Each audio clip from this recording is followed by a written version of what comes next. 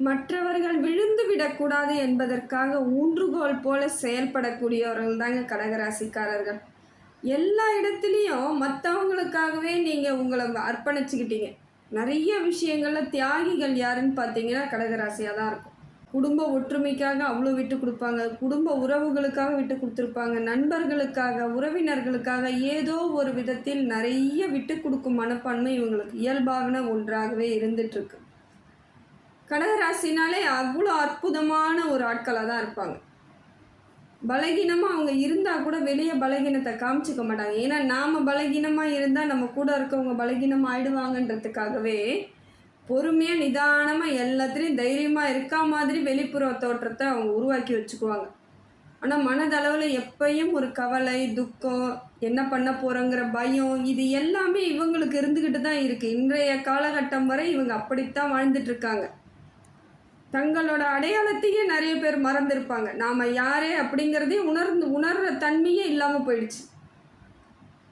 எல்லாருக்காகவும் அர்ப்பணித்து வேலை செஞ்சு அவங்களுக்கு உதவி, இவங்களுக்கு என்ன பண்ணணுங்கிற மாதிரியான எண்ணங்களை வளர்த்துக்கிட்டாங்களேக்கோசரம் நமக்கு என்ன தேவைங்கிறது இன்னைய வரைக்கும் இவங்களுக்கு தெரியல.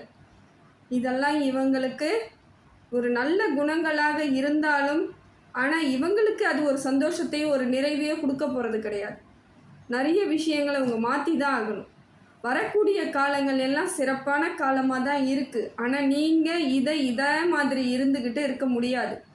உங்களை நீங்கள் உணரும் காலம் எப்பொழுது வருதோ அப்போ தான் நீங்கள் தேடுகின்ற வெற்றி உங்கள் கைக்கு கிடைக்கும். நான் வெற்றி அடைஞ்சிடணும், போராடிட்டு இருக்கீங்க, செயல்படுறீங்க, எல்லாம் ஓகே. ஆனால் எதை மாதிரி போராடணும், எதுக்காக வெற்றி அடையணும்னு இன்னைய வரைக்கும் தெரியலல்ல.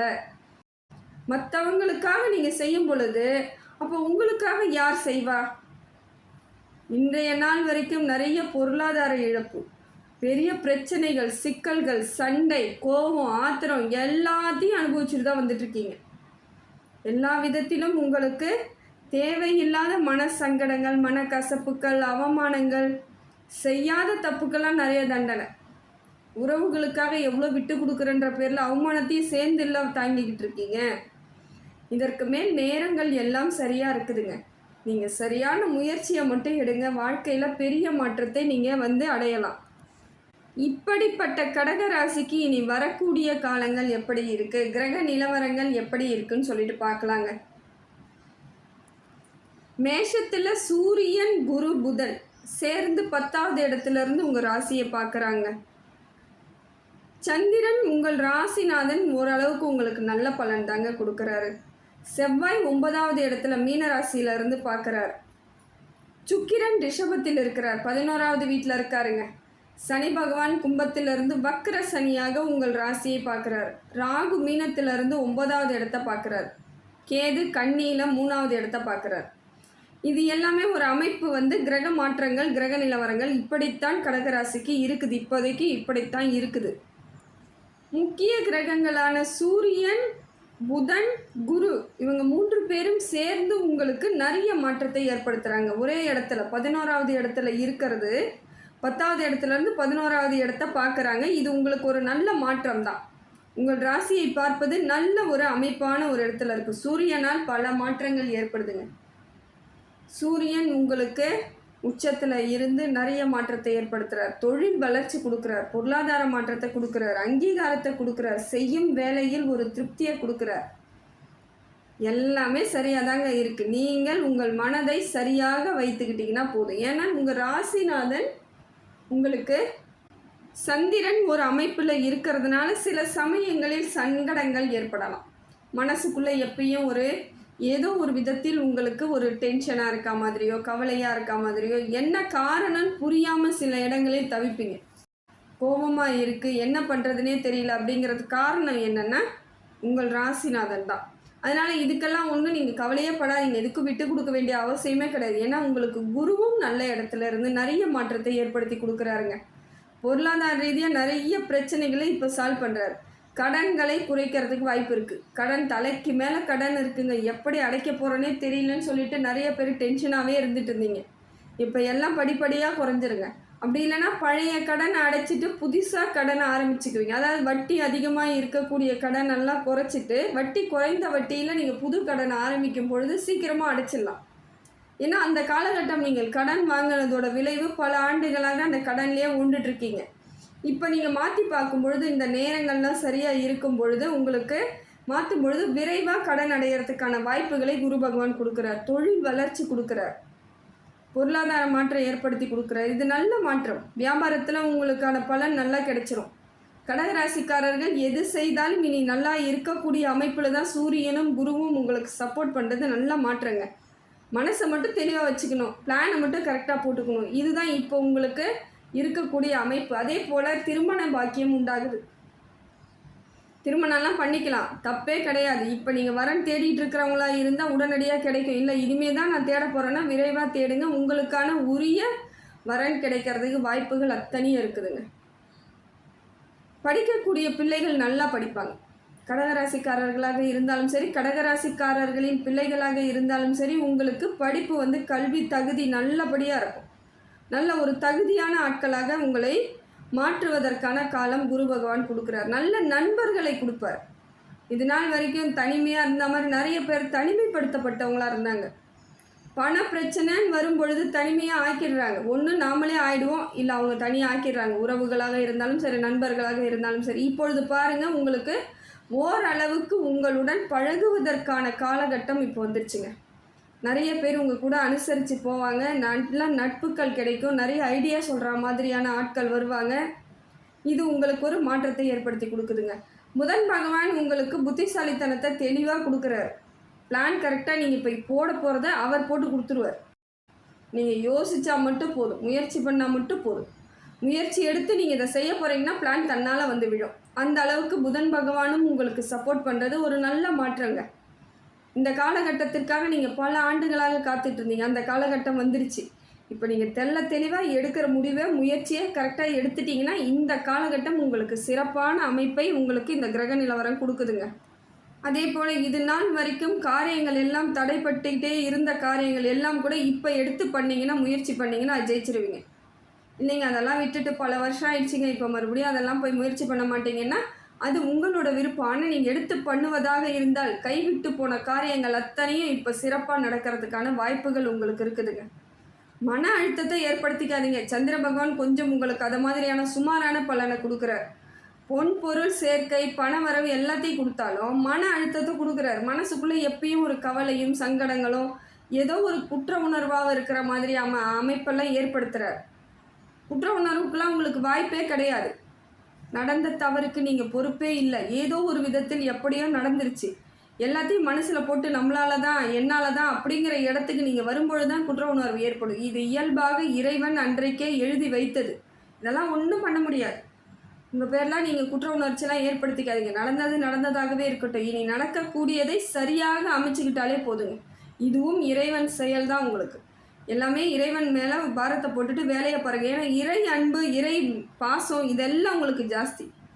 இறைவன் மேலே பக்தி, பாசம், அன்பு அதெல்லாம் அளவு கடந்து இருக்கும் நிறைய கடகராசிக்கு.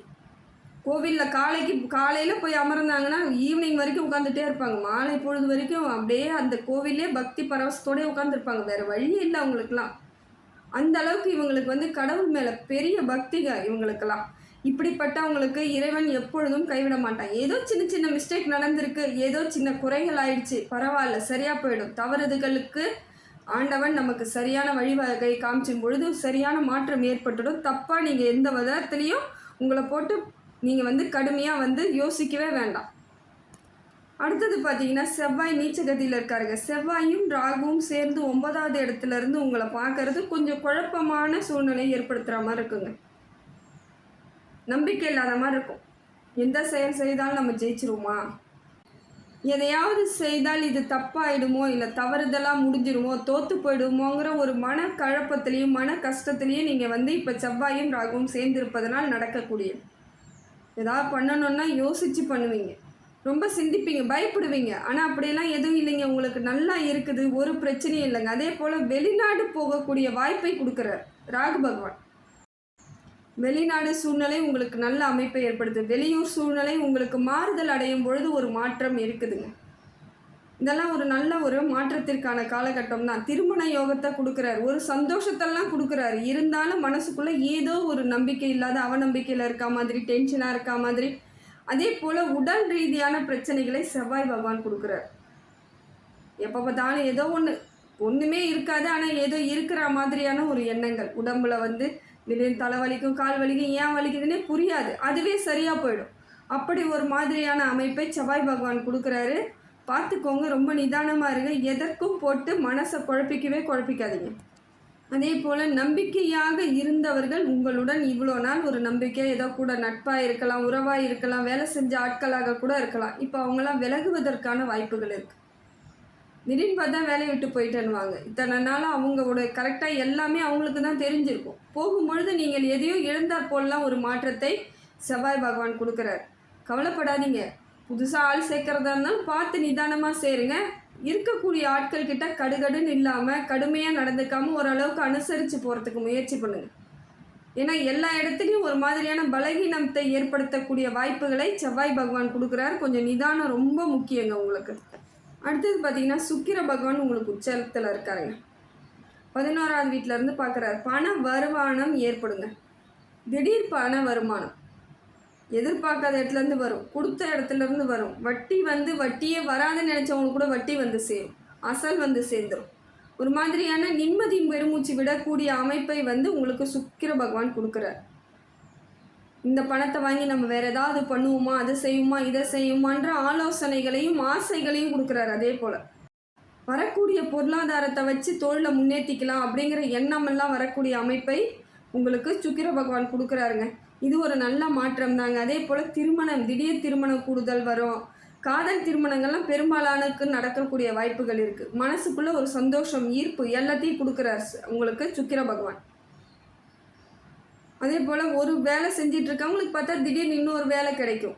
நல்ல வேலை, நல்ல வருமானம், நல்ல சம்பளத்தோடு ஒரு மாறுதலோடு கிடைக்கும் பொழுது அது ஒரு புது முயற்சியாகவே உங்களுக்கு வாழ்க்கையில் ஒரு சந்தோஷத்தை கிடைக்கக்கூடிய அமைப்பை உங்களுக்கு சுக்கிர பகவான் கொடுக்குறார்.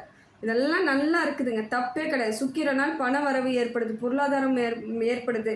அதே போல் உறவுகள் உங்களுடன் சேர்வதற்கான காலமும் இருக்குது. திடீர்னு பார்த்தா உறவுகள் உங்களுடன் அனுசரித்து போவாங்க. உறவுகளுடன் உங்களுக்கும் ஒரு பற்று ஏற்படும். இது நாள் வரைக்கும் விலகி இருந்தவங்க கூட இப்போ சேர்வதற்கான வாய்ப்புகள் இருக்குது. ஏன்னா முன்னாடி அவ்வளோ பிரச்சனை ஆயிடுச்சு. உறவுகளாலே பல இடங்களில் நீங்கள் ரொம்ப கஷ்டப்பட்டீங்க, நிறைய துன்பங்கள் அடைஞ்சாச்சு, அவமானப்படுத்திட்டாங்க. ஆனால் இருந்தாலும் மறுபடி உங்களை அவங்க நாடி வருவதற்கான வாய்ப்புகள் இருக்குது. ஏன்னா அவங்களுக்கு உங்களை விட்டால் வேறு வழியே கிடையாது.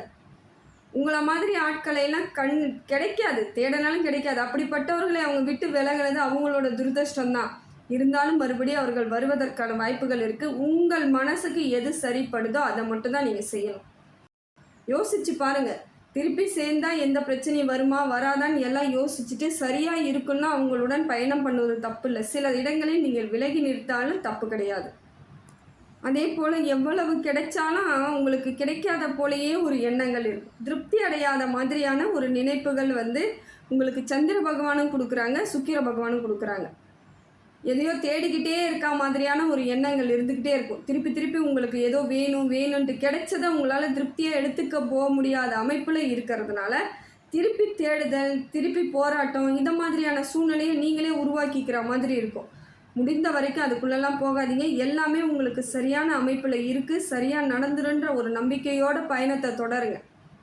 வாழ்க்கைன்றதை நீங்கள் தேடிக்கிட்டு இருக்க வேண்டியதான் இல்லை. அதுக்காக கிடைச்சதையே திருப்பி தேடாதீங்க, கிடைக்காததை தேடுங்க. நீங்கள் கிடைச்சதையே கிடைக்கலன்னு நினச்சிக்கிட்டு தேடக்கூடிய அமைப்பில் உங்களுக்கு சந்திர பகவானும் சுக்கிர பகவானும் கொடுக்குறாங்க. கொஞ்சம் ஜாக்கிரதையாக இருக்க வேண்டிய காலம்தாங்க இதுவும். அடுத்தது பார்த்திங்கன்னா சனி பகவான் உங்களுக்கு கும்பத்தில் இருந்து பார்க்குறாருங்க. உங்கள் ராசியை வக்கிரமாக சனி பகவான் மாதிரி கும்பத்தில் இருந்து பார்க்குறாரு. இது ஒரு நல்ல மாற்றம், உங்களுக்கு வாழ்க்கையில் முன்னேற்றத்திற்கான அறிகுறி தாங்க. எந்த முயற்சி செய்தாலும் வெற்றி அடைஞ்சிருவீங்க. தேக ஆரோக்கியம் ஏற்படும். குடும்ப சூழ்நிலையில் ஒரு ஒற்றுமை ஏற்படும். குடும்பத்தில் இருந்தவங்க கிட்ட ஒரு இணக்கம், ஒரு சந்தோஷம், ஒரு நிம்மதி இதெல்லாம் கிடைக்கும். மனசளவில் இவ்வளோ நாளாக சோர்வாக இருந்தாலும் சில இடங்களில் உங்களுக்கு மனம் டென்ஷனாக இருந்தால் கூட சில சமயம் நீங்களே உங்களை சாந்தப்படுத்திக்கக்கூடிய அமைப்பை சனி பகவான் கொடுக்குறார். தொட்டது துலங்கும். எது செய்தாலும் வெற்றி அடையக்கூடிய காலகட்டம். புது முயற்சி எது பண்ணாலும் ஜெயிச்சிருவீங்க. நல்லா நிதானமாக பிளான் பண்ணி எதுவும் செய்கிறதா இருந்தாலும் கரெக்டாக பண்ணுங்கள். ஜெயிக்கக்கூடிய காலகட்டத்தில் தான் இருக்கிறீங்க. குழப்பத்தோடு எந்த வேலையும் செய்யாதீங்க. முடிவு தெளிவாக நல்ல இதுவாக எடுத்துக்கோங்க. சரியான முடிவாக எடுத்துக்கோங்க. தெளிவாக ஏன்னா குழப்ப சூழ்நிலை ஏற்படும் பொழுது உங்களுக்கு அந்த முடிவில் இருந்து மாறுதல் ஏற்படலாம், இல்லை வெற்றி கிடைக்காம போகிறதுக்கான வாய்ப்பு இருக்குது. யோசித்து செயல்படுங்க. அதே போல் உங்களுக்கு சனி பகவானால் பொருளாதார மாற்றம்லாம் நல்லா இருக்குதுங்க. பொருள் வளர்ச்சி நல்லா இருக்குது. இவ்வளோ நாளாக எதாவது வாங்கணும் அப்படின்னு நீங்கள் நினச்சி இருந்தீங்கன்னாக்கா இப்போ அதை வாங்கக்கூடிய அமைப்பு இருக்குது.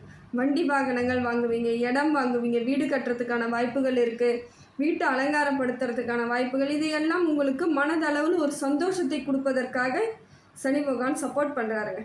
இதெல்லாம் ஒரு மாற்றம்தான், தப்பே கிடையாது. கேது பகவான் உங்களுக்கு 3வது இடத்துலேருந்து பார்க்குறாருங்க. எந்த முயற்சி செய்தாலும் வெற்றி தான். முயற்சி பலனளிக்கக்கூடிய காலகட்டத்தில் கேது பகவான் சப்போர்ட் பண்ணுறார். அதே போல் எதிரிகள் உங்களுக்கு அதிகமாக உருவாக மாட்டாங்க. ஏற்கனவே இருந்தவங்க கூட ஓரளவுக்கு உங்ககிட்ட பிரச்சனைன்னு வரவங்க கூட அமைதியாக போகிறதுக்கான காலகட்டத்தில் இருக்கிறீங்க. கொஞ்சம் நிறைவான அமைப்பு இருக்குது கேது பகவானால். அதே போல் அரசாங்கத்து உதவி ஏதாவது எதிர்பார்த்துட்டு இருக்கீங்கன்னா இப்போ முயற்சி பண்ணுங்கள், அது ஜெயிக்கக்கூடிய காலகட்டத்தில் இருக்குது. பொன் பொருள் சேர்க்கை, ஆடை ஆபரணங்கள், ஒரு புது புது விழாக்களுக்கு, நிகழ்ச்சிக்கு, திருமணத்துக்கு, ஒரு சந்தோஷமான ஒரு இடத்துக்கெல்லாம் போகக்கூடிய அமைப்பு. அதே போல் நிறைய கோவில்களுக்கு போகிறது, நிறைய ஊர் பயணங்கள் போகிறது, இதை மாதிரியான அமைப்பை உங்களுக்கு கேது பகவான் கொடுக்குறார். மனசளவில் இது நாள் வரைக்கும் இருந்த சஞ்சலங்கள், இறுக்கமாக இருந்திருப்பீங்க, ரொம்பவே இறுக்கமாக இருந்தீங்க. இப்போ பார்த்தீங்கன்னா கொஞ்சம் உங்களுக்கு ஃப்ரீயாக இருக்க மாதிரியான அமைப்பை கேது பகவான் கொடுக்குறார். உங்கள் பேச்சு திறமை எல்லாமே இப்போ நல்லா வெளிப்படும். பேசும்பொழுது கேட்பாங்க, பரவாயில்ல இவங்க நல்லா கரெக்டாக தான் பேசுகிறாங்க, இவங்க சொல்கிறத கேட்டால் நமக்கு சரியாக இருக்குன்ற எண்ணத்தை எல்லாம் மற்றவர்களுக்கு கேது பகவான் மூலம் உங்களுக்கு கிடைச்சிரும். நல்ல பேர் கிடைக்கும். சகோதரர் வழியில் இருந்து நாள் வரைக்கும் இருந்து வந்த பிரச்சனைகள்லாம் கூட ஓரளவுக்கு ஸ்மூத்தாக இருக்க மாதிரி இருக்கும். பெரிய அளவுக்கு போகாது பிரச்சனைகள்.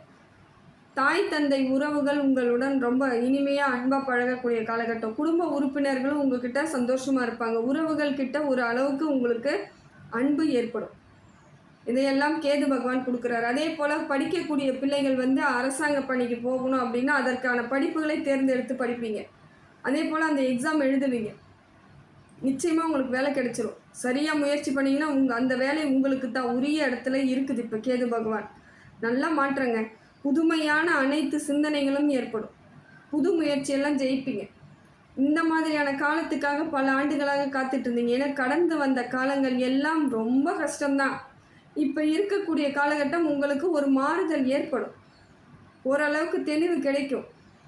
அந்த ஒரு பெருமூச்சு, நிம்மதி பெருமூச்சு விடக்கூடிய காலகட்டத்தில் தான் எல்லா கிரகங்களும் உங்களுக்கு நல்ல பார்வையாக இருந்து நல்ல மாற்றத்தை ஏற்படுத்தி கொடுக்குதுங்க. விநாயகர் வழிபாடு தொடர்ந்து பண்ணுங்க, பல பிரச்சனைகள் உங்களை விட்டு போயிடும். அதே போல் முருகன் வழிபாடு, செவ்வாய் கொஞ்சம் சரியில்லாத பொழுது முருகன் வழிபாடு தொடர்ந்து பண்ணுங்க. முருகன் வழிபாடு, விநாயகர் வழிபாடு ரெண்டும் சிறப்பான ஒன்றுங்க. முடிந்த வரைக்கும் செவ்வாய்க்கிழமையில் முருகருக்கு வழிபாடு பண்ணுங்க. கூடிய விரைவில் பல மாற்றங்கள் உங்கள் கண்ணுக்கு முன்னாடி தெரியும். இடம் வாங்குறது, வீடு வாங்குறதுலாம் முடியாமல் தவிர்த்து போயிருக்கலாம், இல்லை இருந்ததை விற்று இருக்கலாம். இதெல்லாம் மறுபடியும் சேர்றதுக்கான வாய்ப்புகள் இருக்குது.